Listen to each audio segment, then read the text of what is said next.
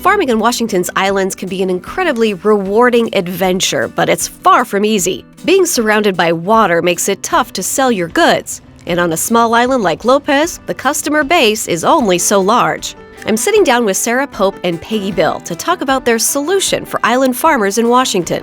The Food Hub opened as a kind of an inter-island online farmers market. For years, Peggy and Sarah have been developing an idea for the San Juan Islands Food Hub, a direct-to-consumer online platform where people could buy island goods straight from the source. When coronavirus impacted the food supply chain in 2020, that need for local products became more apparent than ever before. Our food chain was really disrupted. There were empty grocery store shelves here like there were in many places. And at the same time, we had farmers saying, I've got nowhere to sell my product. Right. I usually sell my entire lamb crop to a resort and they're not opening this year. What am I going to do? By establishing a food hub that can organize transportation of food from Lopez over to Friday Harbor, where there are a lot more customers, we can help to create new sales channels for people who are getting established.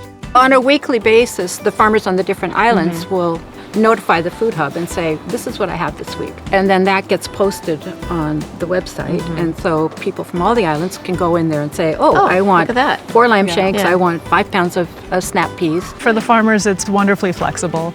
They can list whatever they want to sell that week, and there's no kind of guessing ahead of time how much you need to harvest, because you just get a pick list with your orders and that's what you go out and pick. People loved it. Yeah. They loved being able to buy from all the different islands.